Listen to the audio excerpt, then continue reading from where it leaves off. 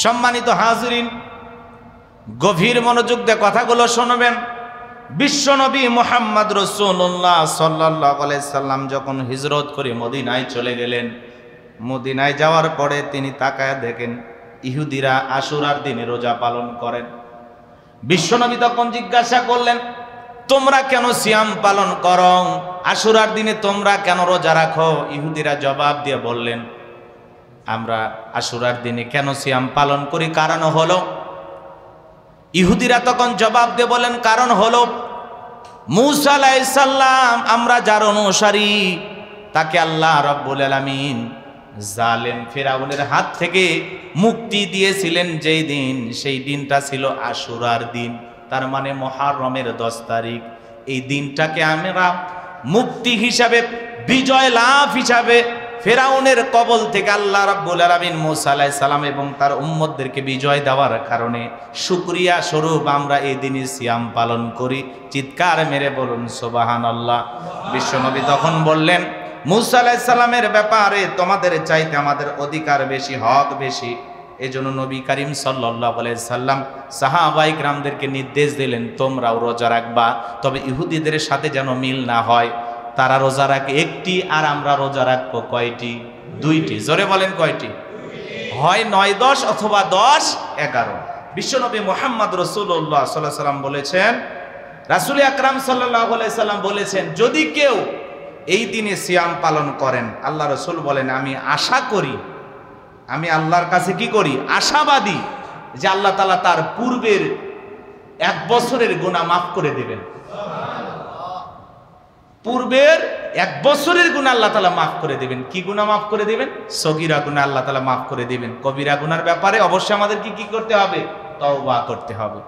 তাহলে এদিকে খেয়াল করেন, এই আশুরার দিনে ঐতিহাসিক যত ঘটনা ঘটেছে, কারবালার ঘটনা ঘটার আগে, তার আগে থেকেই এই মুহররমের আশুরার 10 তারিখের সম্মান মর্যাদা, সুবহানাল্লাহ বলে। এবং রমজানের রোজা ফরজ হওয়ার আগে সবচাইতে, এদিকে খেয়াল করেন, সবচাইতে গুরুত্বপূর্ণ রোজা ছিল আশুরা রোজা। এটা ফরজ ছিল, সুবহানাল্লাহ বলে। এখন অনেকেই আমরা এই সিয়ামগুলো পালন করি না। যদি না পালন করেন গুনাহ হবে না, কিন্তু যদি আমরা আশুরার এই সিয়ামগুলো পালন করি, অফুরান্ত সওয়াবের ভাগীদার হতে পারবো। আমল নামায় অনেক সওয়াব লেখা হবে, বলুন সুবহানাল্লাহ। তাহলে আমরা না পারলেও আমরা বাড়িতে যাই যদি এই খবরটা দেই, আমাদের পরিবার পরিজন যারা আছেন, বিশেষ করে মা বোনেরা রোজার বেলায় খুবই শক্ত, কারণ মাঝে মাঝে অভিমান করে 3 দিন 4 দিন ভাত খায় না, চাল বেঁচে যায়, নাকি বলেন? আছে না এরকম মা বোন? কথা কয় না। মাঝে মাঝে দেখবেন স্ত্রীর রাগ করে না, রাগ করে যদি বলেন, হ্যাঁ বল্টুর মাম আসো, খাইতে আসো, তখন বলবে তুমি খাও, তোমার খিদে লাগছে, তুমি জল্লাদ, তুমি বেশি করে খাও। কথা বোঝেন না? কারণ মা বোনেরা মাঝে মাঝেই রাগ করে 2 দিন 1 দিন খানা খায় না। এই জন্য রোজার বেলায় মা বোনেরা খুবই শক্ত। কোন কোন মাসে নফল রোজা আছে আলেমদের কাছে জিজ্ঞাসা করে, মসজিদের ইমাম মুয়াজ্জিনকে জিজ্ঞাসা করে, আর ইমাম সাহেবের কাছ থেকে শুনে এই মেসেজটা যদি বাড়িতে যায় ড্রপ করতে পারেন, তাহলে মা বোনদের কাছে আপনারা অবশ্যই খবরটা পৌঁছায় দিবেন, তারা অবশ্যই রোজা রাখবেন। আল্লাহ কবুল করেন, জোরে বলেন আমিন। তো আমি যে কথা আপনাদেরকে বুঝানোর জন্য বলতে চাই, অনেক লম্বা হবে, সংক্ষিপ্ত করে বলতেছি। আশুরার দিনে ঐতিহাসিক অনেক ঘটনা। এই পৃথিবীর সর্বপ্রথম মানব নাম হলো আদম আলাইহিস সালাম। তাকে আল্লাহ রাব্বুল আলামিন যেই দিনে ক্ষমা করে দিয়েছিলেন, আরাফার ময়দানে বাবা আদম মা হাওয়া যেদিন মিলিত হয়েছিলেন, তাদের দোয়া কবুল করেছিলেন যেই দিন, 2 জনের সাক্ষাৎ হয়েছিল যেই দিন, সেই দিনটা ছিল মুহররমের 10 তারিখ, আশুরার দিন। কথা কয় না? এটা হলো পৃথিবীর প্রথম ঘটনা, এদিকে খেয়াল করেন। এরপরে নূহ আলাইহিস সালামের জামানায় মহাপ্লাবন দিয়া জ্যোতি পর্বতে যেদিন নৌকাটা, কিস্তিটা থেমে গেল, মহাপ্লাবন থেকে জাতিকে আল্লাহ রাব্বুল আলামিন মুক্তি দিয়েছিলেন যেই দিন, সেই দিন ছিল আশুরার দিন, সেটাই ছিল মুহররমের 10 তারিখ। আল্লাহু আকবার বলেন। এরপরে ইব্রাহিম আলাইহিস সালামকে আল্লাহ রাব্বুল আলামিন, এদিক খেয়াল করেন, নমরুদ নামক খোদাদ্রোহী, পৃথিবী কাঁপানো জালেম বাদশাহ, সেই বিশাল অগ্নিকুণ্ড থেকে মুক্তি দিয়েছিলেন যেই দিন, সেই দিন ছিল কি দিন? মুহররমের 10 তারিখ আশুরার দিন, বলেন আল্লাহু আকবার। এবং মূসা আলাইহিস সালাম এবং তার জাতিকে জালেম বাদশা, নাম কি বলেন তো? ফেরাউন। ছোটখাটো বাদশা, পৃথিবী কাঁপানো বাদশা, নিজেকে রব বলে দাবি করেছিল, আনা রব্বুকুমুল আলা, আমি বড় প্রভু, আমি বড় খোদা। জোরে কন নাউযুবিল্লাহ। ক্ষমতা টিকিয়ে রাখার জন্য জ্যোতিষীরা যখন বলেছিল যে মুসা নামের একটা ছেলের আবির্ভাব হবে, সে জন্মগ্রহণ করলে রাজত্ব পাওয়ার ক্ষমতা কোনো কিছু থাকবে না, সব তছনছ হয়ে যাবে, এমনকি আপনার জীবন যাওয়ার সম্ভাবনা আছে। এই জন্য এদিক খেয়াল করেন, সন্তান জন্মগ্রহণ করেছেন, এইরকম নিষ্পাপ সন্তানদেরকে ধরে ধরে জবাই করে দুনিয়ার জমিন থেকে বিদায় করে দিয়েছিলেন, শুধুমাত্র নিজের রাজত্বকে টিকিয়ে রাখার জন্য। কথা কি বুঝতে পারছেন? তারপরে বলেন তো মুসা আলাইহিস সালামের আগমন হয়েছে কিনা? মুসা আলাইহিস সালাম আসে নাই? সম্মানিত হাজিরিন, মনের মধ্যে কষ্ট নেবেন না। যে কথা আমি আপনাদেরকে বোঝানোর উদ্দেশ্যে বলতে চাচ্ছিলাম, গভীর মনোযোগ দিয়ে শোনেন। আল্লাহর পয়গম্বর মুসা আলাইহিস সালাম 2টা মুজিজা দেখাইলেন। কওমের মানুষেরা, জাতির মানুষেরা যখন তাকে জাদুকর বললেন, আল্লাহর পয়গম্বর যখন মুসা আলাইহিস সালামকে জাদুকর বলা হলো, আল্লাহর পয়গম্বর মুসা আলাইহিস সালামকে জাদুকর ট্যাগ লাগাইয়া আল্লাহর খলিল ইব্রাহিম আলাইহিস সালামকে যখন হাজার হাজার জাদুকর একত্রিত করে, এই ফিরাউন যখন বলেছিল আমরা জাদুর মোকাবেলা জাদু দিয়ে করব, আল্লাহর পয়গম্বর মুসা আলাইহিস সালামকে একত্রিত করে আল্লাহর পয়গম্বর মুসা আলাইহিস সালাম সহ তার কওমের মানুষেরা সবাই একত্রিত হয়েছেন আল্লাহর পয়গম্বরের সাথে জাদুর মোকাবেলা করবেন। এইবার সমস্ত জাদুকররা যখন জাদুর বাণ নিক্ষেপ করলো, আল্লাহর পয়গম্বর মুসা আলাইহিস সালাম কওমের মানুষদেরকে বললেন, তোমরা জাদুর বাণ নিক্ষেপ করো। সমস্ত কওমের মানুষেরা যখন জাদুর বাণ নিক্ষেপ করতে থাকলো, আল্লাহর পয়গম্বর তাকায়া দেখেন তারা জাদুর বাণ নিক্ষেপ করলো, জাদুর তন্ত্র মন্ত্র নিক্ষেপ করলো, বাঘ বানাইলো, ভাল্লুক বানাইলো, রশি বানাইলো, আগুন বানাইলো, এমনকি মানুষের চোখে মুখে পর্যন্ত জাদুর বাণ তারা নিক্ষেপ করলো। এই অবস্থায় যখন চলতে থাকলো, এইবার যখন সমস্ত জাদুকররা জাদুর বাণ নিক্ষেপ করা শেষ হয়ে গেল, ডেকে বলে, ও আল্লাহর পয়গম্বর মুসা, আমাদের যত জাদুর বাণ নিক্ষেপ করার কথা ছিল সমস্ত জাদুর বাণ নিক্ষেপ করা শেষ হয়ে গেছে, এইবার তুমি তোমার জায়গা থেকে জাদুর বাণ নিক্ষেপ করো। আল্লাহ রাব্বুল আলামিন তখন আল্লাহর পয়গম্বর মুসা আলাইহিস সালামকে আমার আল্লাহ রাব্বুল আলামিন জানিয়ে দিলেন, ও পয়গম্বর মুসা, তোমার হাতে থাকা লাঠিটা শুধুমাত্র ছেড়ে দাও। আল্লাহর পয়গম্বর ওহির মাধ্যমে, আল্লাহ তাআলা যখন ওহির মাধ্যমে পয়গম্বর মুসা নবীকে জানায়া দিলেন, আল্লাহর পয়গম্বর হাতে থাকা লাঠিটা শুধুমাত্র ছেড়ে দিলেন। ওয়া আওহাইনা ইলা মুসা আন আলকি আসাকা ফাইদা হিয়া তালকাফু মা ইয়াফাকুন। আল্লাহর পয়গম্বর মুসা আলাইহিস সালাম যখন লাঠিটা নিক্ষেপ করলেন, বিশাল বড় একটা সাপ হয়ে গেল। এক নিঃশ্বাসে ফেরাউনের চেলা চামুন্ডা যারা জাদুকর জাদু নিক্ষেপ করেছিল সমস্ত জাদুর বাণ যখন খেয়ে ফেলে দিল, সমস্ত জাদুর বাণ যখন সাপের পেটের ভিতরে চলে গেল, আল্লাহর পয়গম্বর মুসা আলাইহিস সালামের এই দৃশ্য দেখা, যে একটা লাঠি ফেলে দিল হয়ে গেল সাপ, সমস্ত জাদুর বাণ তার পেটের ভিতরে চলে গেছে, এই দৃশ্য দেখে ফিরাউনের পিছনে রাস্তা দিয়ে গরম হাওয়া বের হয়ে গেছে। আর সমস্ত জাদুকররা বুঝতে পেরেছে মুসা আলাইহিস সালাম যেটা দেখালো এটা জাদু না, এটা জাদুর দাদু। মারহাবা খন। কারণ জাদুকররা জাদু বোঝে, ডাক্তার চেনে, শিক্ষক চেনে, একজন ইমাম আর একজন ইমামকে চেনে, এক হুজুর আর এক হুজুরকে চেনে, স্বর্ণকার আর এক স্বর্ণকারকে চেনে, দালালকে চেনে। কথা বলেন ঠিক কিনা? যাই যে কাজের কাজই দেখেই বোঝে, আমিও যা তুমিও তাই। বোঝেন নাই কথা? জাদুকররা বুঝতে পেরেছে মুসা আলাইহিস সালাম যেটা দেখালো এটা জাদু হতে পারে না, যে রবের দাওয়াত দেয় নিঃসন্দেহে এটা সেই রবের কুদরতি শক্তি। বলুন সুবহানাল্লাহ। তখন তারা কি করলো? ওয়া উলকিয়াস সাহরাতু সাজিদিন, সিজদায় মাথা নত করলো এবং ঘোষণা দিল, ক্বালু আমান্না বিরাব্বিল আলামিন রব্বি মূসা ওয়া হারুন। তারা বলল আমরা ঈমান আনলাম সেই রবের প্রতি যিনি মূসা এবং হারুনের রব। বলুন আল্লাহু আকবার। তারা যখন ঈমান গ্রহণ করলো, এইবার ফিরাউন তাদেরকে হুমকি ধুমকে দিয়ে ডেকে বলে, শোনো, আমার অনুমতি ছাড়াই তোমরা ঈমান গ্রহণ করলে সাহস তো কম নয়, তোমাদের হাত পা কেটে নেব, শুলিতে চড়াবো, ফাঁসি দিয়া মারবো। নতুন যারা এইমাত্র কালেমা পড়ে মুসলমান হলো, মুসা আলাইহিস সালামের দলে নাম লেখাইলো, সদ্য মুসলমান হয়েছে, এইমাত্র মুসলমান হইল, এদের হুঙ্কার কি ছিল জানেন? ডেকে বলে, এ জালেম ফিরাউন, তোর সামসামি করে মরার চাইতে, তোর দল করে মরার চাইতে মুসা আলাইহিস সালামের পক্ষে থেকে মরাই ভালো। মরণের হুমকি দেখায় লাভ নাই, যেহেতু মরাই লাগবে, কাপুরুষ হয়ে মরব না, মুসলমান হয়ে বীর পুরুষ হয়ে লড়াই করে মরব। মুসলমানেরা কাপুরুষের জাতি নয়, মুসলমানেরা হলো বীরের জাতি। কথা বলেন ঠিক কিনা? সম্মানিত হাজিরিন, দিল দিয়া কথাগুলো বুঝবেন। দলে দলে মানুষ কালেমা পড়ে মুসলমান হতে লাগলো, আর ফিরাউনের রাগটা আরো বেড়ে গেল। লম্বা ইতিহাস, লম্বা ঘটনা, সংক্ষিপ্ত করে আপনাদের উদ্দেশ্যে বলে দিয়ে যায়।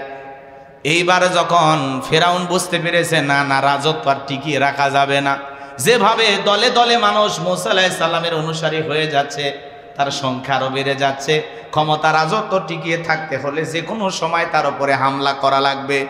এইবার তার শক্তি নিয়ে, সমস্ত শক্তি নিয়ে আল্লাহর পয়গাম্বার মুসা আলাইহিস সালাম এবং তার উম্মতদেরকে আক্রমণ করলেন, ধাওয়া করতে লাগলেন। আল্লাহর পয়গাম্বার মুসা আলাইহিস সালাম দৌড়াইতে দৌড়াইতে, তার সম্প্রদায়ের মানুষদেরকে নিয়ে দৌড়াইতে দৌড়াইতে আল্লাহর পয়গাম্বার মুসা আলাইহিস সালাম যখন দরিয়ার নিকটবর্তী পৌঁছে গেলেন, উম্মতেরা ডেকে বলে, ও পয়গাম্বার, পিছনে সেনাবাহিনী কার? ফিরাউনের লোকেরা। পিছনে কারা? ফিরাউনের সেনাবাহিনী, আর সামনে বিশাল দরিয়া। ডেকে বলে, ও নবী, হয় ফিরাউনের সেনাবাহিনীর হাতে মরতে হবে, আর না হয় এই দরিয়ার পানিতে চুবায়া মরা লাগবে, এছাড়া তো বাঁচার কোনো রাস্তা দেখি না।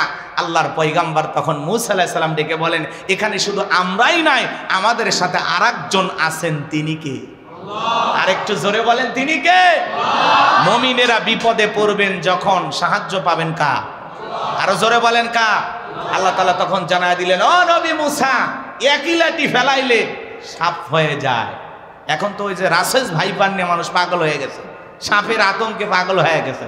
সাপকে যতটা ভয় করি, তার বিন্দু পরিমাণ ভয় যদি আমরা রফকে পড়ি, এরকম হাজারো সাপের ওপর দিয়ে পা চলে যাবে, আপনাকে সবলও মারবেন। কপাল পোড়া রাসেস ভাইপার নিয়ে ব্যস্ত। হুজুর ইর বাবা, এমন ভাবে মনে হয় চারতলা খাটের উপর উঠে গেছে সাপ। এই সাপ কামড়াইলে 2 মিনিট জীবিত থাকবে। কয়জন মারা গেছে? এগুলো আসলে বোঝেন না, একটা ইস্যু চালু করে আর একটা ইস্যুকে ধামাচাপা দেয়। আপনারা তো বোঝেন না, বোঝেন নাই? রাসেস ভাইপা, বেনজির দাফন,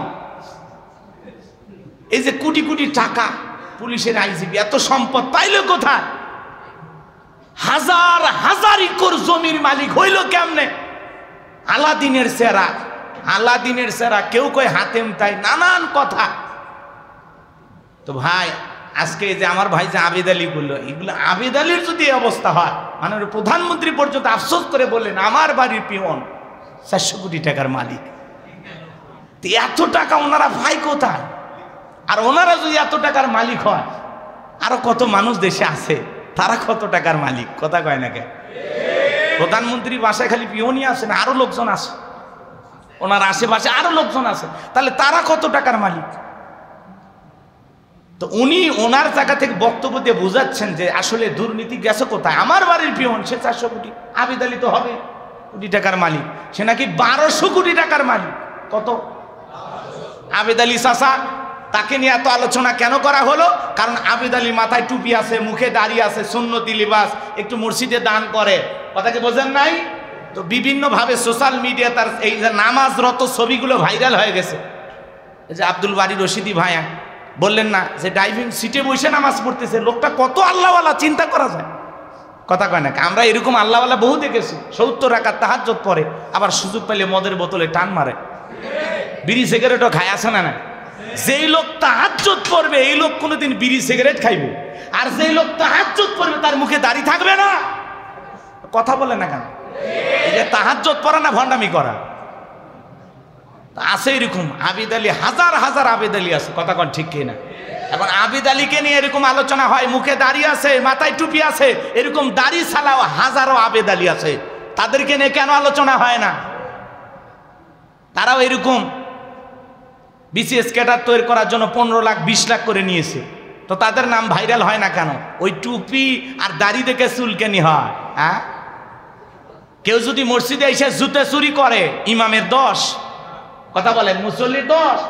যে জুতা চুরি করতে এসেছে ওর নিয়ত করাই আছে আগে থেকেই, যে আমি যাইতেছি কারবালা মসজিদে জুতা চুরি করার আশা, আল্লাহু আকবার, এই আশা এই নিয়ত বেঁধেও আগে থেকে আসছে।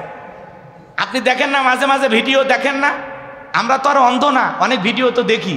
আপনারা যা ভাবেন ভাবেন, আল্লাহু আকবার কইয়া একজন সিজদায় চলে গেছে, এরকম মোবাইল সামনে রাখছে, আর একজন আইসা ওই যে সিজদায় চলে গেছে তার মোবাইল নিয়ে ভেগে যাচ্ছে।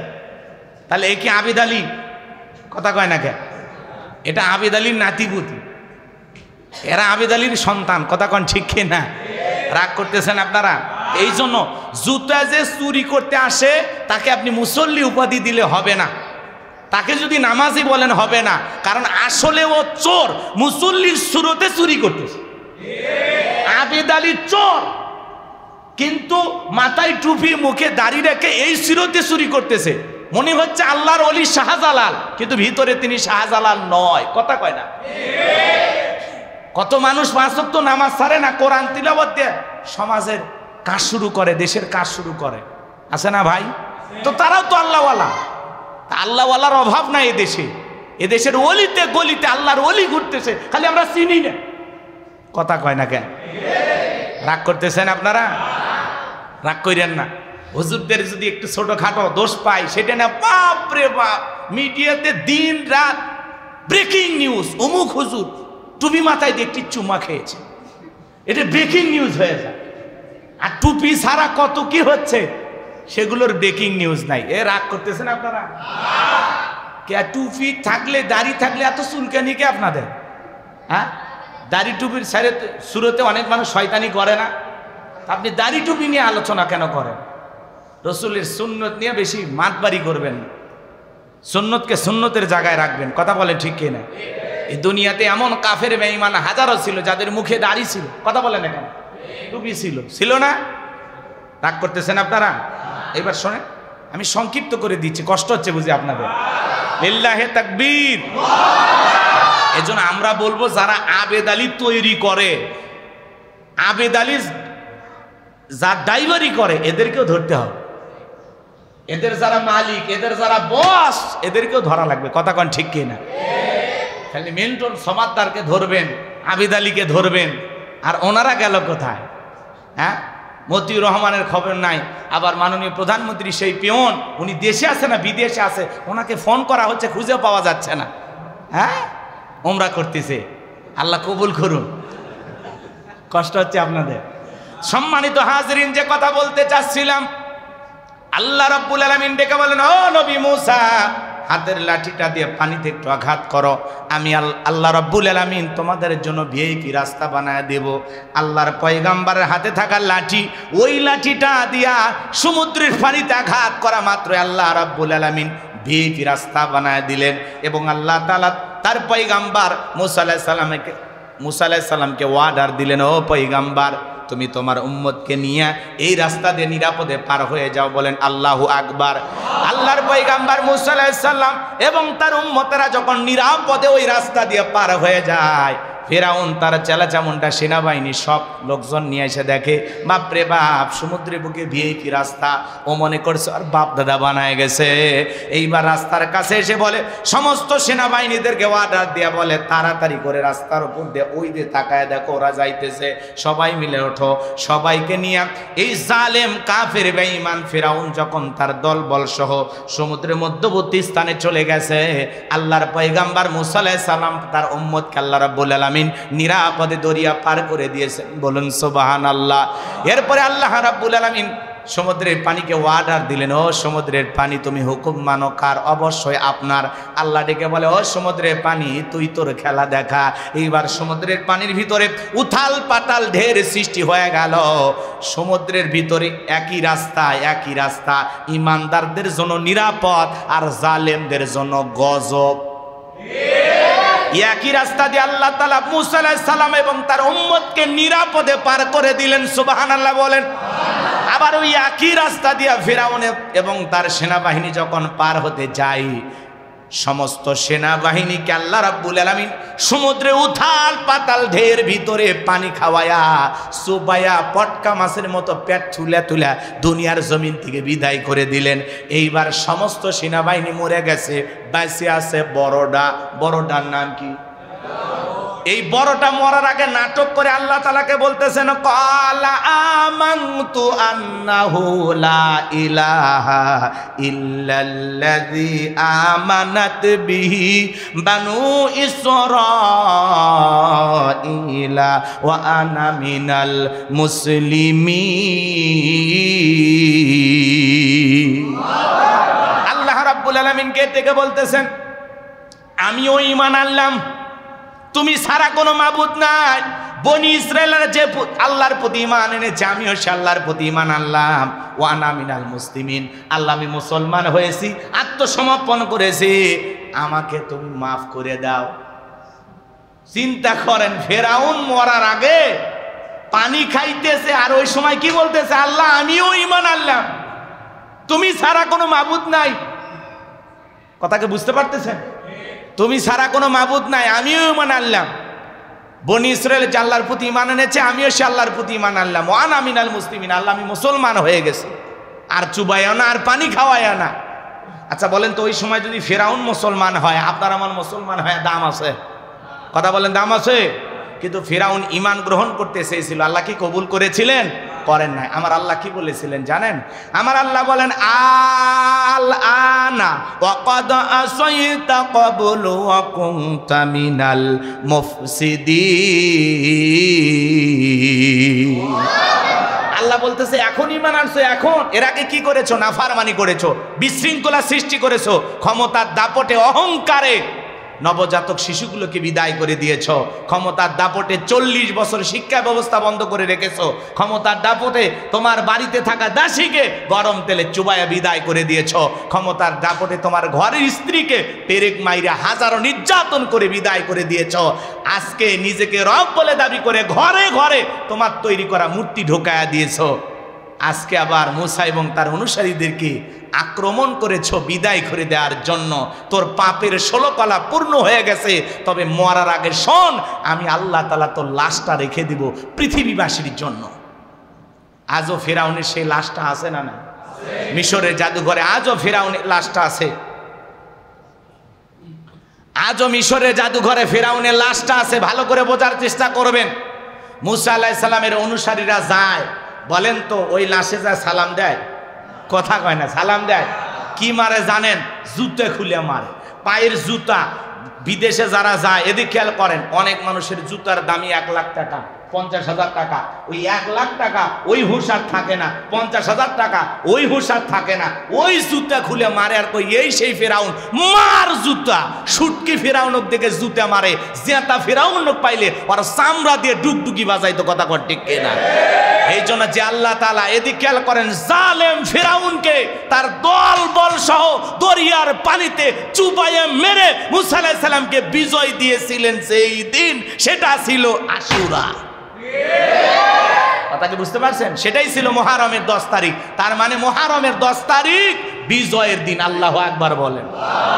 এটা বিজয়ের দিন। বলা যায় না কোনো এক মুহররমে আমাদেরকে আল্লাহ বিজয় দিতে পারে। কথা কয় না? এই জন্য ইতিহাস শুধু শুনলে হবে না, শিক্ষা গ্রহণ করা লাগবে।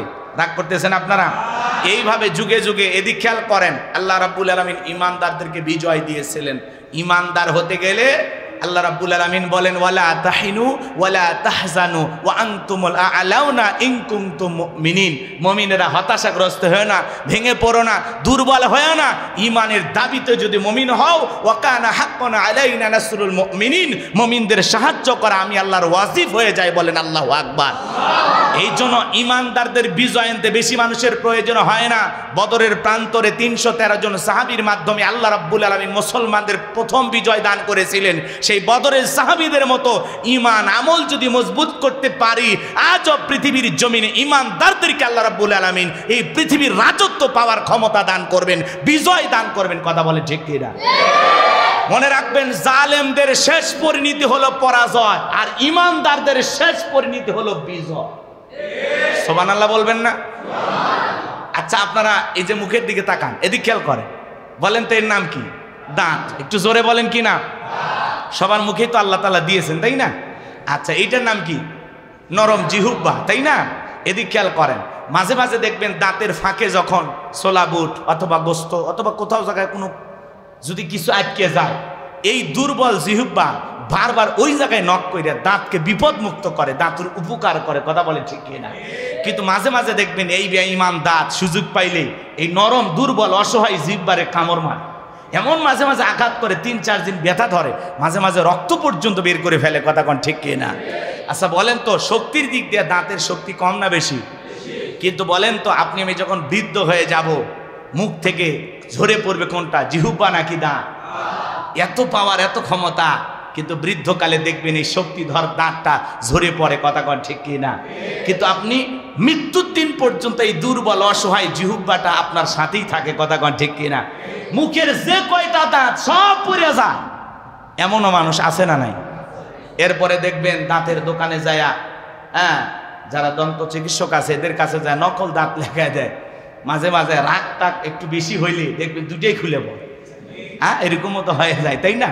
তাহলে এদিক খেয়াল করেন, এই দিক খেয়াল করেন, এত শক্তিধর দাঁত কেন পড়ে গেল, দুর্বল জিহ্বা কেন টিকে থাকলো, এই কথাটা কেন বললাম? এদিক খেয়াল করেন, হাসির জন্য না, রসিকতা করার জন্য না। তামাম পৃথিবীর জালেম বেঈমানদের শক্তি হলো দাঁতের মতো। এরা যতই শক্তিধর হোক না কেন, এরা যত পৃথিবী কাঁপানো অস্ত্র শস্ত্রের মালিক হোক না কেন, আপনার লিল্লাহে তাকবীর, আল্লাহু আকবার, এই হাতিয়ারের কাছে আর ইমানি শক্তির কাছে পৃথিবীর সমস্ত জালেমেরা মাথা নত করতে বাধ্য, এরা পরাজিত হতে বাধ্য। শেষ বিজয়ের হাসি মুসলমানেরাই হাসবে ইনশাআল্লাহ। সেই বিজয় আনার জন্য যদি কখনো ডাক আসে, মাথায় কাফনের কাপড় বেঁধে আল্লাহর জমিনে আল্লাহর দ্বীনকে প্রতিষ্ঠিত করার জন্য কারা কারা জীবন দিতে প্রস্তুত, দুই হাত তুলে আল্লাহকে একবার দেখান। লিল্লাহে তাকবীর। আল্লাহ কবুল করেন, জোরে বলেন আমিন। কষ্ট পাচ্ছেন আমার কথায়? সম্মানিত হাজিরিন, আশুরার দিন বিজয়ের দিন, সুবহানাল্লাহ বলেন। এইবার খেয়াল করে শোনেন, আমরা ঐতিহাসিক হৃদয় বিদারক যে ঘটনা, মুহররম আশুরা বলতে আমরা মনে করি কারবালার ঘটনা। আমার বড় ভাই ওয়াজ করেছেন, আমি এটা নিয়ে আপনাদেরকে আর ওয়াজ নতুন করে শোনাবো না। সব বক্তা যদি একই বিষয়ে আলোচনা করে তাহলে আপনারা বলবেন এতক্ষণ বসে থাকে লাভ কি, আগের হুজুরি ভালো বলছে, তাই না? তো কারবালার শিক্ষা থেকে আমরা এদিক খেয়াল করেন, ভাই যতগুলো কথা বলছে প্রত্যেকটা কথা গুরুত্বপূর্ণ। সেদিন হোসাইন রাদিয়াল্লাহু তাআলা জীবন দিয়েছেন সুন্নতকে প্রতিষ্ঠিত করার জন্য, খেলাফতকে প্রতিষ্ঠিত করার জন্য। কিন্তু তিনি জীবন দেওয়ার আগে তাদেরকে বলেছিলেন, আমি যুদ্ধ করার জন্য আসিনি। কুফাবাসী আমাকে আমন্ত্রণ জানিয়েছেন, বারবার চিঠি লিখেছেন, তারা কি বলতে চায় এটা শোনার জন্য এসেছে। কথাকে বোঝেন নাই? তারা যখন বলল, এদিক খেয়াল করেন, তাদের সংখ্যা মাত্র 70 জন, কিছু কম বেশি। আর তারা, এদিক খেয়াল করেন, তারা সংখ্যাই ছিল 4000, একজনও কাফির ছিল না, সবাই ছিল কি?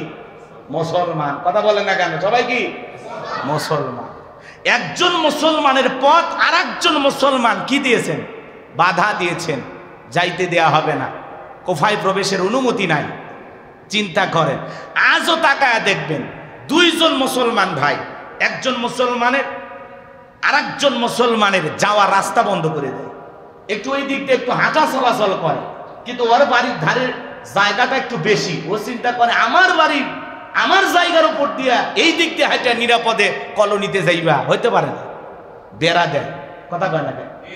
বেড়া দেয়। এমনও হয় দুই ভাই, বাপের আপন দুই ভাই, এরাও দেখবেন একটু কম বেশি হয়ে গেলে পাঁচিল তুলে দেয়, রাস্তা আটকিয়ে দেয়। কথা বলে না কেন? এই যে ভাইদের সম্পর্ক নষ্ট হওয়ার পেছনে 1 নাম্বার কলকাঠি নারে, এই যে কষ্ট করে মহারানা দিয়ে যে বউডা বাড়ি নিয়ে আসলেন, এদের কারণে। এই ডিজিটাল নারীরা আইসা কি যে কুমন্ত্রণা দেয়, কি যে তাবিজ করে, কি যে ওয়াজ নসিহত করে, আর কি যে মায়া লাগায়, বইয়ের কথায় ওঠে বসে। এমনও স্বামী আছে, বউ যদি কয় দাঁড়িয়ে থেকে পেশাব করো, তাই করে। এমনও স্বামী আছে, যদি রাস্তায় দাঁড়ায় বউ কয় এই কাপড় খুলে দৌড় মার, ও পাগলা তাই করবে। তা না হইলে বউ থাকে মার্কেটে আর দুধের শিশু নিয়ে বাড়ির কয় ট ট ট। এরে মফিজ তোর বউ কই? কয় হুজুর মার্কেটে গেছে। হ্যাঁ, আজকে আমরা সব জায়গায় বলতেছি নারীরা এগিয়ে যাচ্ছে। নারীরা এগিয়ে কই যাচ্ছে? বিউটি পার্লারে যাচ্ছে। নারীরা এগিয়ে কই যাচ্ছে? জাহান্নামে যাচ্ছে। নারীরা এগিয়ে কই যাচ্ছে? বিনোদন পার্কে যাচ্ছে। নারীরা এগিয়ে কই যাচ্ছে? অশ্লীলতার দিকে ধাবিত হচ্ছে। আপনার বউকে, আপনার মেয়েকে আপনি নিজের হাতে জাহান্নামের রাস্তায় ঠেলে দিচ্ছেন। আজকে শহরে বসবাস কইরা নিজেকে খুব মডার্ন ভাবেন, আর বলেন ছোট্ট বাচ্চা একটু বায়না ধরেছে, নাচ শিখলে কি এমন দোষ? ওরে শয়তান, তুমি মুসলিম হয়ে তোমার মেয়েকে নাচের স্কুলে ভর্তি করে দাও, তোমার লজ্জা করে না? তুমি কি চান মুসলমান? তুমি মুসলিম হয়ে তোমার মেয়েকে গান শিখাও, ইসলামিক গান শিখা নাকি সারে গা মা হাইছেন না? টাকা দিয়া নিজের ছেলে মেয়েকে গান শিখাইছে, এ নাকি 3 বার হজও করছে, ট্রিপল হাজি। লজ্জা হওয়া উচিত আমাদের। আপনি মুসলিম, আপনি নিজেকে মুসলমান দাবি করেন, আর আপনার ছেলেকে 20 টাকা 50 টাকা দিয়ে বলতেছেন বাবা আমার জন্য 2টা পেনশন নিয়ে আসো। ওরে শয়তানি বলে বাপ রে, এ কি বাপ? যেই ছেলের হাত দিয়ে আজকে কেটু নেভি স্টার নিয়ে আসাইলেন, এই ছেলে একদিন আপনার সামনে বসে ওই যে গাঁজা থাকে না, গাঁজা চাকু দিয়ে কাটবে। আপনি তখন বলবেন আব্বা এটা কি জর্দা? কয় জর্দা না রে বেটা, এটা গাঁজা। তুই তো বিড়ি খায় বড় হয়েছিস, সিগারেট খায় বড় হয়েছিস, আমি ওই রকমই কিছু থাকে। কথা কয় না কেন? বিড়ির প্যাক এদিক খেয়াল করেন, সিগারেটের তামাক ফেলাইয়া দিয়া ও গাঁজা আপলোড করে খাইতেছে, আর বাপ ফেল ফেল করে তাকায় দেখতেছে। এমনও দুষ্ট ছেলে আছে, আব্বা 2 টান মারিয়ে দেখেন, আমার কথা ভুলে যাবেন, আছে না? তো এই হলো সমাজের হালচাল। ভাই কি বলবেন, কিচ্ছু বলার নাই। কয় হুজুর আমার ছেলে ডাল খায়, খুব পুষ্টিকর খাবার, বেশি করে খাওয়ান। কয় হুজুর এই ডাল সেই ডাল না, হিলি বর্ডার দিয়ে যেটা আসে ওইটা ফ্যান্সি ডাল। এই হলো ছেলে মেয়ের অবস্থা। রাগ করতেছেন আপনারা? আমরা নিজেদেরকে মডার্ন ভাবি। আমরা মনে করি আমরা শহরে বসবাস করি, আমরা মনে হয় সমাজের সবচাইতে উঁচু তলার মানুষ, কিন্তু আমাদের মন মানসিকতা ডাস্টবিনে পড়ে গেছে। কথা বলেন ঠিক কি না? রাগ করতেছেন আপনারা? এদিক খেয়াল করেন, কারবালার শিক্ষা গ্রহণ করতে হলে এদিক খেয়াল করেন, আপনাকে জীবন দেয়া লাগবে, আপনাকে দিন বিজয়ের জন্য জীবন দেওয়া লাগবে। সন্তান এতিম হবে, কথা বলেন না কেন? স্ত্রী বিধবা হবে, কিন্তু জালেমের কাছে মাথা নত করা। একটাই শিক্ষা, সংখ্যায় যদিও তুমি কম হও, তারপরে বীরত্বের সাথে লড়াই করো, মাথা নত হবে না। সংখ্যায় ওরা 4000, কিন্তু এরা ছিল মাত্র 70 জন। এরপরে মাথা নত করেনি, বীরত্বের সাথে লড়াই করেছিল। কথা বলে ঠিক কিনা? ইতিহাস প্রতি বছর আসে, শুনি, শিখি, কিন্তু বাস্তব জীবনে এগুলো ধারণ করি না।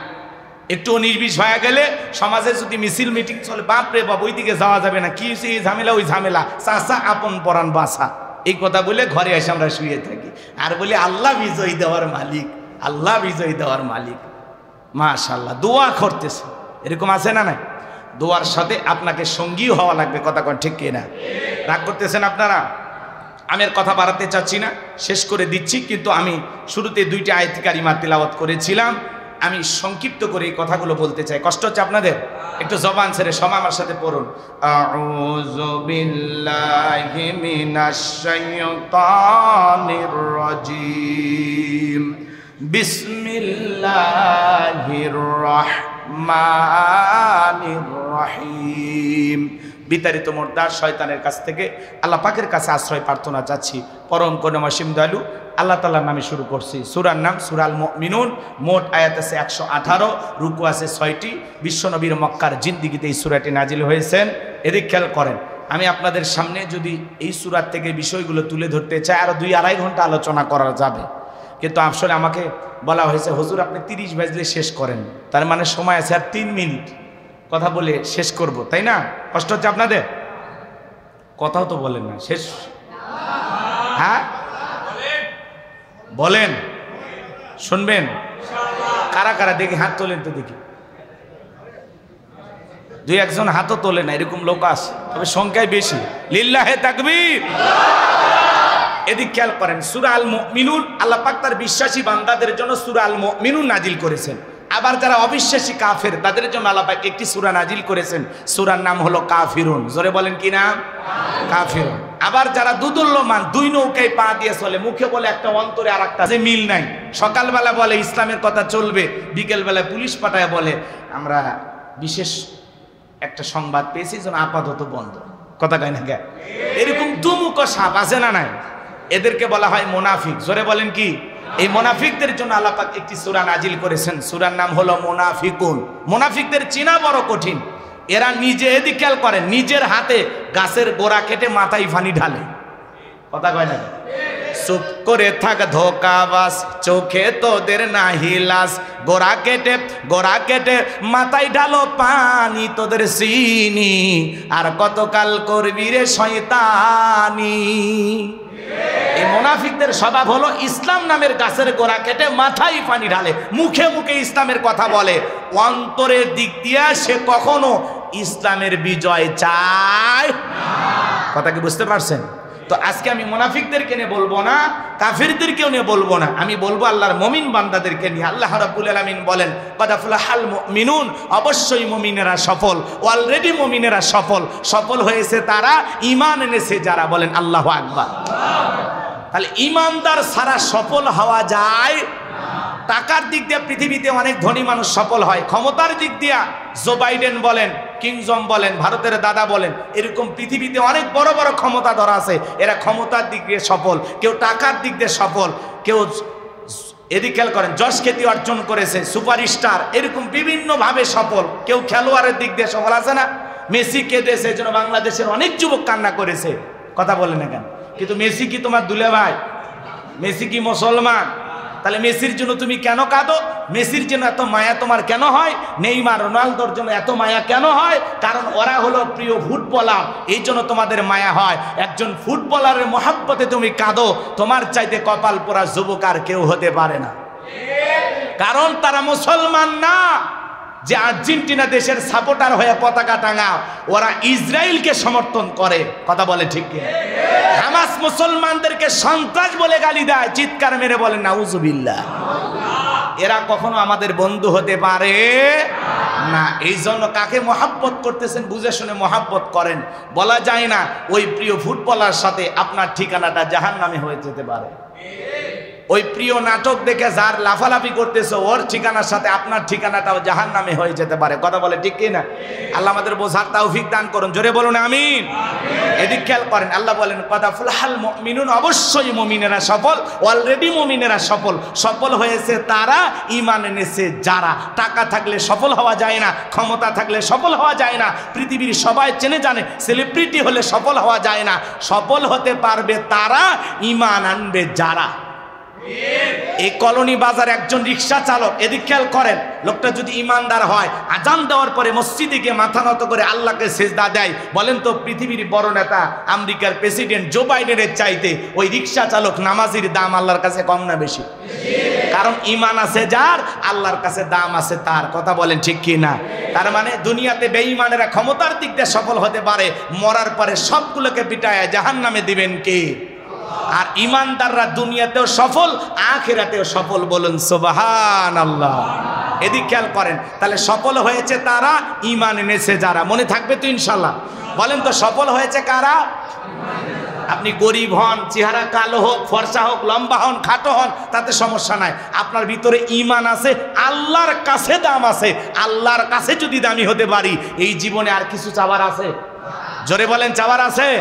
তাহলে সফল হয়েছে তারা, ঈমান এনেছে যারা। সফল হয়েছে কারা? একজন অমুসলিম জহরের নামাজের পূর্বে ঈমান গ্রহণ করেছে, ওই ব্যক্তির উপরে জহরের সালাত আদায় করা কি? মাশাআল্লাহ, মাশাআল্লাহ, চমৎকার শ্রোতা আপনারা। আরেকবার বলেন তো কি? ফরজ। তার মানে এদিক খেয়াল করেন, ঈমান আনার পরে মুমিন জীবনের সবচেয়ে গুরুত্বপূর্ণ ইবাদতের নাম হলো সালাত। মুমিনদের আল্লাহ পাক 7টা গুণাবলী বলেছিলেন। এক নাম্বার আল্লাহ তাআলা বলেন আল্লাযীনা হুম ফি সালাতিহিম খাশিউন, অবশ্যই মুমিনেরা সফল যারা নিজেদের সালাত বিনয়ের সহিত, নম্রতার সহিত আল্লাহর ভয় নিয়ে আদায় করে। আপনি আমি যখন সালাত আদায় করব, অন্তরের ভিতরে ভয় থাকতে হবে কার? ইয়া আইয়ুহাল্লাযীনা আমানুত্তাকুল্লাহ, হে ঈমানদারগণ আমি আল্লাহকে ভয় করো, হাক্কা তুকাতিহি, ভয় করার মতো ভয় করো। আপনি আমি যখন মসজিদে সালাত আদায় করার জন্য নামাজের ভিতরে দাঁড়িয়ে যাব, এদিক খেয়াল করেন, তাফসীর ইবনে কাসিরের ভিতরে আসছে, তাফসীরকাররা লিখেছেন এই আয়াতের ব্যাখ্যায় গভীর মনোযোগ দিয়ে শুনবেন। এদিক খেয়াল করেন, নামাজের ভিতরে খুশুর অভাব। আপনি আমি নামাজ পড়ি, মন মানসিকতা ঠিক থাকে না, নামাজ পড়ে কারবালা, মন চলে যায় কালীতলা, কথা বলেন, নামাজ পড়ে বগুড়া, মন চলে যায় মাগুরা। নামাজের ভিতরে দাঁড়ায় আমাদের মন মানসিকতা এক জায়গায় থাকে না, মন স্থির থাকে না, মন ছটপট করে, মনের ভিতরে দুনিয়াবি নানান কথা নামাজের ভিতরে এসে ভর করে। এই জন্য আমাদের নামাজগুলো ঠিক মতো হয় না। নামাজ 2 রাকাত পড়তেছি না 3 রাকাত পড়তেছি, নামাজের ভিতরে ব্রেক করে চিন্তা করতে হয় আমার 2 রাকাত হইলো নাকি 3 রাকাত হইলো, সিজদা 2টা দিলাম না 1টা দিলাম, কথা বলেন না, এরকম হয় কি না? কিন্তু আল্লাহ তাআলা বলতেছেন আল্লাযীনা হুম ফি সলাতিহিম খাশিউন, এদিকে খেয়াল করেন, যারা নিজেদের সালাত বিনয়ের সহিত নম্রতার সহিত আল্লাহর ভয় নিয়ে আদায় করে। আপনি আমি যখন সালাতের ভিতরে দাঁড়িয়ে যাব, নামাজ আদায় করার জন্য দাঁড়িয়ে যাব, অন্তরের ভিতরে সুচিন্তা, দুশ্চিন্তা, বিবির কথা, সংসারের কথা, ব্যবসা বাণিজ্যের কথা, দুনিয়া রাজনীতির কথা, সব চিন্তা ভাবনা মসজিদের বাইরে রেখে টেনশন মুক্ত হৃদয় নিয়ে আল্লাহর ভয় নিয়ে সালাতে দাঁড়াতে হয়। এরকম মন মানসিকতা নিয়ে সালাত আদায় করবো তো ইনশাল্লাহ, করবো তো ইনশাল্লাহ। আল্লাহ কবুল করুন। কারা কারা এরকম 5 ওয়াক্ত সালাত মসজিদে এসে জামাতের সহিত আল্লাহর ভয় আদায় করবেন? 2 হাত তুলে দেখান। আল্লাহ আমাদের সবাইকে 5 ওয়াক্ত নামাজি বানায় দেন। জোরে বলেন আমিন, আরেকটু জোরে বলেন আমিন। 7টা গুণাবলী ছিল, হাত নামান। এই 7টা গুণাবলী যদি অর্জন করতে পারেন, আল্লাহ রাব্বুল আলামিন আপনাকে আমাকে জান্নাতুল ফেরদাউসের ওয়ারিস বানায় দিবেন, উত্তরাধিকারী বানায় দিবেন। এখন এই 7টা গুণাবলী নিয়ে আমি যদি আলোচনা করি আর 2-2.5 ঘন্টা কথা বলতে হবে, এত কথা বলার সুযোগ নাই।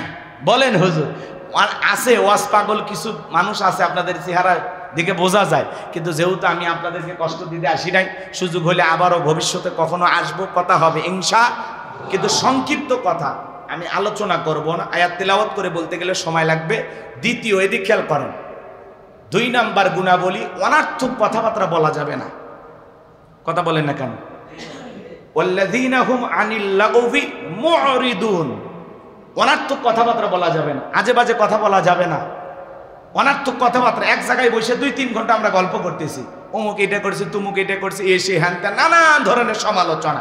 শোনেন, মানুষের সমালোচনা না করে নিজের আত্মসমালোচনা করবেন, নিজের ভিতরের ত্রুটিগুলো তালাশ করবেন। মনে থাকবে তো ইনশাল্লাহ? মনে থাকবে তো ইনশাল্লাহ? তাহলে মুমিন বান্দার 2 নাম্বার গুণাবলী, অনার্থক কথাবার্তা বলা যাবে না। কারণ এই জবানের প্রত্যেকটা কথা রেকর্ড হচ্ছে, কথা বলেন ঠিক কিনা? প্রত্যেকটা কথার ব্যাপারে আল্লাহর কাছে জবাব দিতে হবে। এই জন্য মুমিন বান্দা জবান দিয়ে সে কথা বলবে যে কথা বলা প্রয়োজন, প্রয়োজনের অতিরিক্ত কথা বলা থেকে বিরত থাকবেন। চুপ থাকলেও আপনি নাজাত পাবেন, মাংসমাতা নাজা, চুপ থাকলেও আপনি নাজাত পাবেন। আল্লাহু আকবার বলেন। তাহলে আমরা অতিরিক্ত কথা বলা থেকে বিরত থাকবো ইনশাআল্লাহ। 2 নাম্বার গুণাবলী, অনার্থক কথাবার্তা বলবো না, প্রয়োজন যতটুকু কথা বলবো ততটুকু, না বলার কথা থাকলে চুপ থাকবেন। অনার্থক আজে বাজে পেশাল পারবেন না, গাল গল্প করবেন না। মনে থাকবে তো ইনশাল্লাহ? এদিক খেয়াল করেন, অনার্থক কাজ করা যাবে না। মুমিনের টাকা হলে মুমিন সিনেমা হল বানাবে না, যাত্রা গানের আয়োজন করবে না, গানের কনসার্ট দেবে না। মুমিনের টাকা হলে মুমিন মসজিদ বানাবে। এই যে সুন্দর একটা মসজিদ বানাইছেন, মুমিনের টাকা হলে মুমিন মাদ্রাসা বানাবে, কবরস্থান বানাবে। আল্লাহ বোঝার তৌফিক দান করেন। জোরে বলেন আমিন। মুমিন বান্দার 2 নাম্বার গুণাবলী, মুমিনের টাকা হলে এদিক খেয়াল করেন, ভালো কাজের জন্য খরচ করবে, ভালো পথে খরচ করবে। আল্লাহ বোঝার তৌফিক দান করেন। জোরে বলেন আমিন। 3 নাম্বার, মুমিনকে আল্লাহ সম্পদ দিলে হিসাব নিকাশ করে আল্লাহ রাস্তায় যাকাত দেবে। কোথায় যাকাত দেবে? আল্লাহর ভয়ে। দিক খেয়াল করেন, মুমিন বান্দা যারা আল্লাহকে ভয় করে তারা প্রত্যেক বছর হিসাব করে বছরে একবার যাকাত দেবে। বছরে কয়বার যাকাত? জোরে বলেন কয়বার? যাকাত দেওয়া নফল না ফরজ? যাকাত আল্লাহ কেন দিয়েছেন? যাকাত আসছে দারিদ্রতা বিমোচন করার জন্য, অভাব মুক্ত সমাজ রাষ্ট্র করার জন্য। যাকাত ভিত্তিক অর্থনীতি যদি চালু থাকতো তাহলে আজকের এই যুব সমাজকে আন্দোলন করে গুলি খেয়ে মরা লাগতো না। আজকে সমাজে যাকাত ভিত্তিক অর্থনীতি চালু নাই, এই জন্য হাজার হাজার দরিদ্র মানুষ, হাজার হাজার গরিব মানুষ, তাদেরকে একটু ছোটোখাটো ঘর বানায় দিয়ে আমরা মনে করতেছি অনেক কিছু করলাম। আসলে না, এ সমাজকে যদি আপনি পরিবর্তন করতে চান, দারিদ্র্যমুক্ত বাংলাদেশ গড়তে চান, এটা যদি আপনাদের হৃদয়ের কথা হয়, এটা যদি আপনাদের স্বপ্ন হয়, অনুরোধের ভাষাই বলবো, যাকাত ভিত্তিক অর্থনীতি চালু করেন। জাকাত ভিত্তিক অর্থনীতি যদি চালু করা হয়, এদেশের সমস্ত ধনীদের তালিকা করে যদি জাকাত আদায় করা হয়, আর গরিবদের তালিকা করে যদি জাকাত বন্টন করা হয়, জাকাতের যে 8টা খাত আছে, এই 8টা খাতে যারা পাওয়ার উপযুক্ত এদের তালিকা করে যদি জাকাত বন্টন করা হয়, 10 বছর পরে বাংলাদেশে জাকাত নেওয়ার জন্য একজন গরিব খুঁজে পাওয়া যাবে না। সুবহানাল্লাহ বলেন। এটা হবে কখন? আলেমদের হাতে সমাজ রাষ্ট্র যাবে যখন। কথা বলেন ঠিক কিনা? অনেক মুসলমান রাষ্ট্র পরিচালনা করতেছে, তারা কোরআন হাদিস থেকে এগুলো কথা জানে শোনে, কিন্তু বাস্তবে আমল করতে চায় না। আমল করবে কারা? যখন দায়িত্ব নিয়ে একজন যাবে যে না, আমি একজন ইমাম, আমি একজন আলেম, আমার দায়িত্ব এই সমাজে আল্লাহ দ্বীনকে প্রতিষ্ঠিত করা। কথা বলে ঠিক কিনা? তখন তারা জাকাত ভিত্তিক অর্থনীতি চালু করবে। আল্লাহ বোঝার তৌফিক দান করুন, জোরে বলুন আমিন। 4 নাম্বার হলো নিজের যৌবনটাকে সংযত রাখা, নিজের যৌবনটাকে কন্ট্রোল করা। 5 নাম্বার হলো আমানত রক্ষা করা। 6 নাম্বার হলো ওয়াদা প্রতিশ্রুতি রক্ষা করা। মুমিন মুখে যা বলে, অন্তরে তা বিশ্বাস করে, কাজে তা বাস্তবায়ন করে। মুমিন কোনোদিন প্রতিশ্রুতি ভঙ্গকারী হতে পারে না। 6 নাম্বার তাহলে কি? ওয়াদা প্রতিশ্রুতি ঠিক রাখা। আর 7 নাম্বার হলো ওয়াল্লাযীনা হুম আলা সালাওয়াতিহিম ইউহাফিজুন, যারা নিজেদের সালাত যত্ন সহকারে আদায় করে। একা শুধু সালাত পড়লে হবে না, স্ত্রীকেও নামাজি বানাইতে হবে, ছেলে মেয়েকেও নামাজি বানাইতে হবে। পৃথিবীর সফল বাবা তারা, যে বাবা নিজের ছেলের হাত ধরে এই কারবালা মসজিদে নিয়ে আসে। ছোট ছোট বাচ্চাদেরকে মসজিদ মুখী বানাবেন। আজকের শিশু আগামীর বাংলাদেশ, এরা আমাদের ভবিষ্যৎ প্রজন্ম। এরা যদি নামাজি হয়, ক্যাডার তৈরি হবে না, মাস্তান তৈরি হবে না, নেশাখোর সন্তান হবে না। এই মহল্লার সমস্ত বাচ্চা যদি মসজিদমুখী হয়, বিশ্বাস করেন মরার পরে অন্তত এটা শান্ত নিয়ে মরতে পারবেন যে আমি দুনিয়াতে নামাজি সন্তান রেখে আসলাম। কথা বলেন না কেন? ছোট ছোট বাচ্চা মসজিদে আসলে মুরব্বী যারা আছেন খারাপ ব্যবহার করতে চায়, ধমক দিতে চায়, এরকম করা যাবে না। কারণ ছোট বাচ্চার স্বভাব একটু দুষ্টমি করা, লাফালাফি করা, হইহুল্লার করা, গল্প করা। ওদেরকে এইভাবেই মেনে নিতে হবে, ওদেরকে বুঝায়া গড়ে তুলতে হবে। কথা কি বুঝতে পারছেন? এই জায়গায় অনেক কথা আছে, আমি আর বলতে চাই না। তাহলে 7 নাম্বার সলাতের প্রতি যত্নবান, যত্ন সহকারে সলাত আদায় করা। এই 7টা গুণে বলে যদি আমল করতে পারি, উলাইকা হুমুল ওয়ারিসুন, আল্লাহ বলেন তারাই উত্তরাধিকারী হবেন। আল্লাযীনা ইয়ারিসুনাল ফিরদাউস হুম ফিহা খালিদুন, তারাই উত্তরাধিকারী হবেন জান্নাতুল ফিরদাউসের। সেখানে তারা চিরকাল বসবাস করবেন। আল্লাহ কোনোদিন জান্নাত থেকে বের করে দেবেন না। চিৎকার মেরে বলুন সুবহানাল্লাহ। সেই জান্নাতে যেতে এই 7টা গুণাবলী কারা কারা আমল করবেন? 2 হাত তুলে দেখান। আল্লাহ রাব্বুল আলামিন আমাদের সবাইকে জান্নাতে যাওয়ার জন্য এই 7টা গুণাবলী বাস্তব জীবনে আমল করা তৌফিক দান করুন, জোরে বলুন আমিন। আল্লাহ পাক আমাদের সবাইকে জান্নাতুল ফিরদাউসের ওয়ারিশ বানায় দেন, জোরে বলেন আমিন। আজকের আয়োজনকে আল্লাহ কবুল করেন, জোরে বলেন আমিন। আর কথা বাড়াতে চাই না। আপনাদের সম্মানিত খতিব, প্রভাষক, প্রিয় ভাই মাওলানা আব্দুল বারী রশিদি ভাইয়ের জন্য হৃদয় থেকে দোয়া করি। আপনাদের জন্য সকলের জন্য দোয়া করি।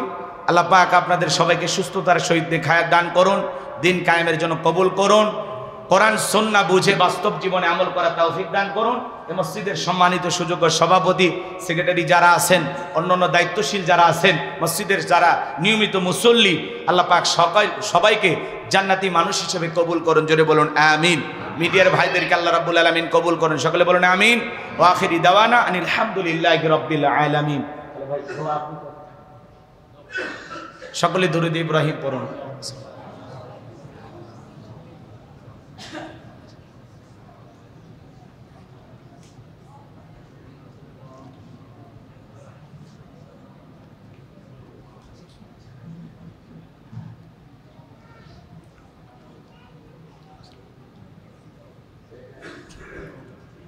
আপনারা কি আমার কথায় মন খারাপ করছেন? কোনো জায়গায় কষ্ট পাইছেন? আসলে তাড়াহুড়ো করে আলোচনা হয় না। আর আমরা যেভাবে কথা বলি মাঠে ময়দানে, মসজিদের ভিতরে আসলে ওইভাবে কথা বলে মানে তৃপ্তি পাওয়া যায় না। হয়তো বা আপনারা অনেকে কষ্ট পাচ্ছেন যে হুজুর এত কথা বলে এসেন, কিন্তু ওই যে কথায় আছে যে যার জায়গায় সেই জায়গা থেকে চিন্তা ভাবনা করলে এগুলো কিছুই মনে হবে না। যদি আল্লাহর গোলাম হয়ে কথাগুলো শোনেন, প্রত্যেকটা কথাই ভালো লাগবে।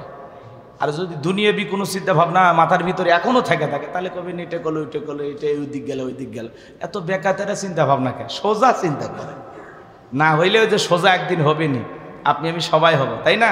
ওই যে মসজিদের ওই যে সিঁড়ির নিচে রাখা আছে, চকলেটের মতো মোড়ায় খাটিয়ে যেদিন তুলবে সেদিন আপনি আমি সবাই সহজ মানে সোজা হব, তাই না? এই জন্য আমি আপনাদের কষ্ট দিছি, তাই না?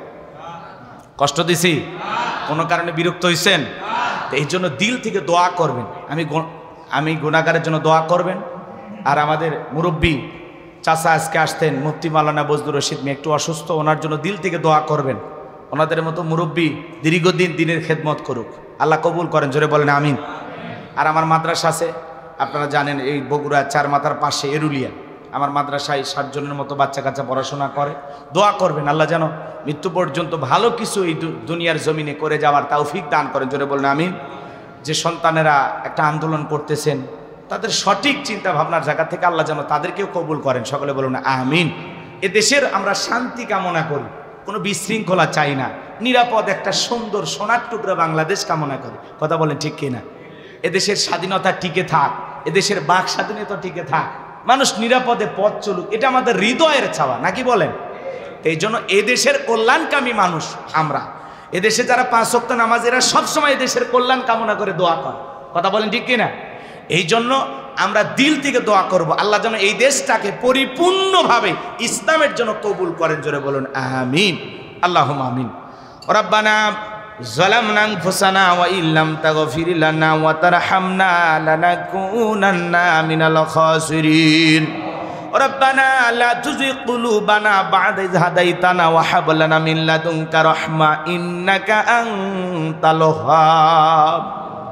রব্বুল আলামিন, কারবালা জামি মসজিদ কমিটি কর্তৃক আয়োজিত আজকের আশুরা উপলক্ষে আলোচনা দোয়া মাহফিল থেকে আমি গুনাহগার, আজকের প্রোগ্রামের সম্মানিত সভাপতি, বিশেষ অতিথি, ওলামায়ে কেরাম যারা আছেন, সবাইকে নিয়ে তোমার শাহী দরবারের দিকে দুখানা করে হাত তুলে ধরেছি।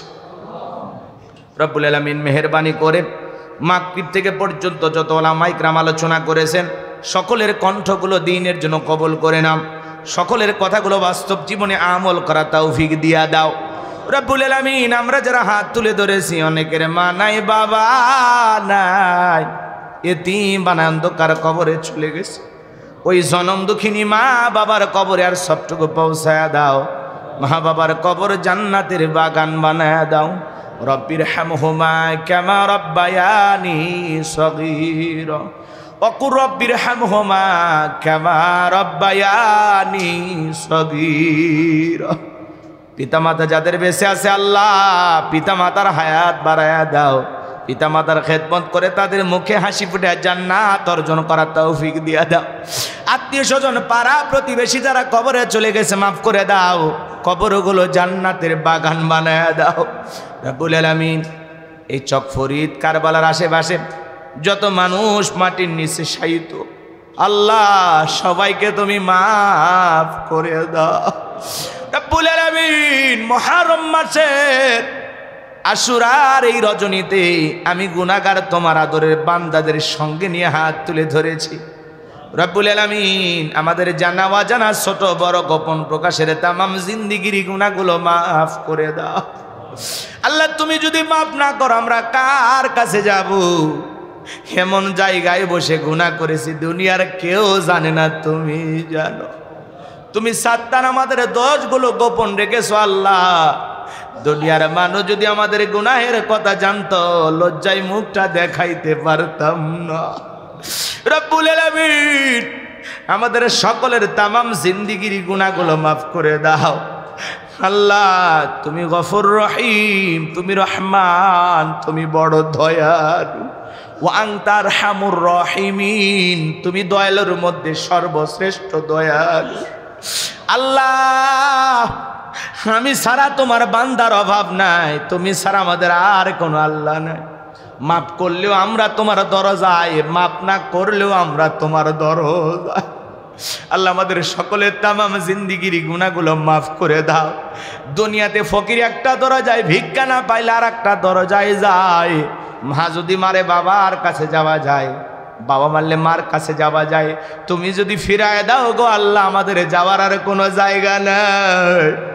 আমাদের সকলের তামাম জিন্দিগির গুনাহগুলো মাফ করে দাও। আল্লাহ, বড় ভয় লাগে গো মালিক, দুনিয়ার সামান্য গরমে আমরা অস্থির হয়ে যাই। যেই জাহান্নামের আগুনকে হাজার হাজার বছর জ্বালায় রাখছো, ওই জাহান্নামের আগুনে পাতলা চামড়ার শরীর নিয়ে 1 সেকেন্ড সহ্য করার ক্ষমতা আমাদের নাই। ওই কঠিন ভয়ঙ্কর জাহান্নামের আগুন থেকে আমাদের মুক্তি দাও। রব্বানা সরিফান্না আযাবা জাহান্নাম ইন্না আযাবাহা কানা গরামা। রব্বুল আলামিন ওই কঠিন ভয়ঙ্কর জাহান্নামের আগুন থেকে আমাদের মুক্তি দাও। রব্বানা আতিনা ফিদ দুনিয়া হাসানাতাও ওয়া ফিল আখিরাতি হাসানাতাও ওয়া কিনা আযাবান নার। রব্বুল আলামিন বড় ভয় লাগে, না জানি কখনো মৃত্যুর সময়টা চলে আসে। একা একা কেমনে থাকবো অন্ধকার কবরে, বড় ভয় লাগে গো মাবুদ। আল্লাহ যেই কবরের জানালায় নাই, দরজা নাই, একা একা কেমনে থাকবো গো আল্লাহ, নাই সাথী নাই বাতি। ওই কবরে যাওয়ার আগে তোমারে যেন বন্ধু বানাইতে পারি। আল্লাহ কবরে যেদিন যাব, কবর আমাদের জন্য প্রশস্ত বানায় দিও। কবরের সলজাব সঠিকভাবে দেওয়ার তৌফিক দিয়া দিও। কবর থেকে জান্নাত পর্যন্ত রাস্তা বানায়া দিও রব্বুল আলামিন। আল্লাহ আমাদের সকলের দোয়াগুলোকে কবুল আর মঞ্জুর করে নাও। আমাদের মধ্যে যারা অসুস্থ শেফায়ে কামেলা আজেলা দান করো। আল্লাহ আমি তোমার গোলামদের কাছে দোয়া চাই। আমার জনম দুঃখিনী মা অসুস্থ, দীর্ঘদিন হয়ে গেল। আমার মা সুস্থ হতে আরো বেশ কিছুদিন সময় লাগবে। জনম দুঃখিনী মায়ের যখন চোখে পানি দেখে আমার দুনিয়াদারি আর কোনো কিছু ভালো লাগে না। আল্লাহ আমার জনম দুঃখিনী মাকে সুস্থতার নিয়ামত দিয়ে ধন্য করে দাও। আল্লাহ আমার মাকে সুস্থতার সহিত নিয়ে খায়াত দান করো। পরিবার আত্মীয় স্বজন যারা আছে আল্লাহ কবুল করে নাও। আমার কলিজার টুকরা সন্তানদেরকে দ্বীনের জন্য কবুল করে নাও। এখানে যত ভাইরা হাত তুলেছেন আল্লাহ সকলের সন্তানদেরকে দ্বীনের জন্য কবুল করে নাও। পরিবার পরিজন যারা আছে নামাজি বানায়া দাও। আল্লাহ আমার প্রিয় ভাই হযরত মাওলানা আব্দুল বারী রশিদি, আল্লাহ তোমার গোলামকে তুমি দ্বীনের জন্য কবুল করে নাও। আসলাম হোসেন মুজাহিদ ভাইকে কবুল করো। আমার প্রিয় ভাই হাফেজ মাওলানা মামুনুর রশিদ, আল্লাহ তোমার গোলামকে তুমি দ্বীনের জন্য কবুল করে নাও। আমার প্রিয় ভাই মাওলানা হায়দার আলীকে আল্লাহ কবুল করে নাও। এছাড়া অনেক ভাইয়ের আলোচনা করেছেন সিয়াম বাস্তববাদী সহ, আল্লাহ সকল ভাইদেরকে দ্বীনের জন্য কবুল করে নাও। নাম না জানা অনেক ওলামা ইকরাম হাত তুলেছেন, আল্লাহ কবুল করে নেন। এই মসজিদের সকল মুসল্লি ভাইদের কবুল করে নেন। কলিজার টুকরা সন্তান বয়স যারা এসেছে আল্লাহ, ছোট ছোট মাসুম বাচ্চারা, এদের হাতগুলো কবুল করে নেন রব্বুল আলামিন। দাড়ি ফাঁকা মুরব্বীরা হাত তুলেছে, হাজী সাহেবেরা হাত তুলেছে। আল্লাহ যারা হাত দুখানা পছন্দ হয় সে হাতের বদলতে আজকের দোয়াকে কবুল আর মঞ্জুর করে নাও। এই মসজিদের জন্য যত ভাইরা টাকা পয়সা দান করেছেন, দ্বিতীয় তলার কাজ দেখলাম চমৎকার হয়েছে। হ্যাঁ আল্লাহ তাআলা যত ভাইরা মসজিদ নির্মাণের জন্য টাকা পয়সা দান করেছে, পরিশ্রম করেছে, বুদ্ধি পরামর্শ দিয়েছে, হ্যাঁ আল্লাহ তাআলা সকলের দানগুলো কবুল আর মঞ্জুর করে নাও। দুনিয়াতে তোমার ঘর বানানোর জন্য এই মানুষগুলোর জন্য জান্নাতে ঘর বানায়া দিও আল্লাহ। এই দানগুলো তুমি কবুল করে নাও। এলাকাবাসীর ওপর খাস রহমত বরকত নাজিল করো রব্বুল আলামিন। এলাকার সকল মুসলমান ভাইদের হিংসা বিদ্বেষ ভুলে মিলেমিশে বসবাস করা তৌফিক দিয়া দাও রব্বুল আলামিন। ফিলিস্তিনি মুসলমানদেরকে বিজয় দান করো। তাম পৃথিবীর নির্যাতিত অসহায় মুসলিম উম্মাহকে হেফাজত করো আল্লাহ তাআলা। বাংলাদেশের ওপর খাস রহমত বরকত নাজিল করো।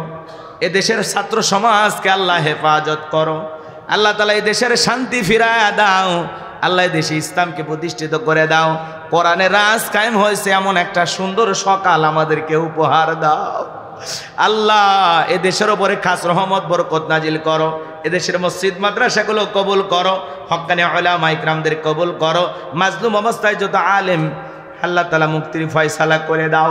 এ দেশকে আল্লাহ ইসলামের জন্য কবুল করে নাও রব্বুল আলামিন। আমাদের প্রিয় চাচা মুফতি মাওলানা বজলুর রশিদ মিয়ারা সুস্থতার সহিত নেক হায়াত দান করো। আরো দীর্ঘদিন আমাদের মাঝে রেখে দ্বীনের খেদমতের জন্য তোমার গোলামকে তুমি কবুল করে নাও রব্বুল আলামিন। আল্লাহ আমাদের প্রিয় সাদিক ভাইকে কবুল করো। আমার আব্দুর রহিম ভাইকে আল্লাহ কবুল করো। আল্লাহ তাআলা অনেক মহাব্বতের ভাইরা দোয়া চেয়েছেন, কবুল আর মঞ্জুর করে নাও রব্বুল আলামিন। বগুড়ার সকল উলামা ইকরামদেরকে তুমি কবুল করে নাও।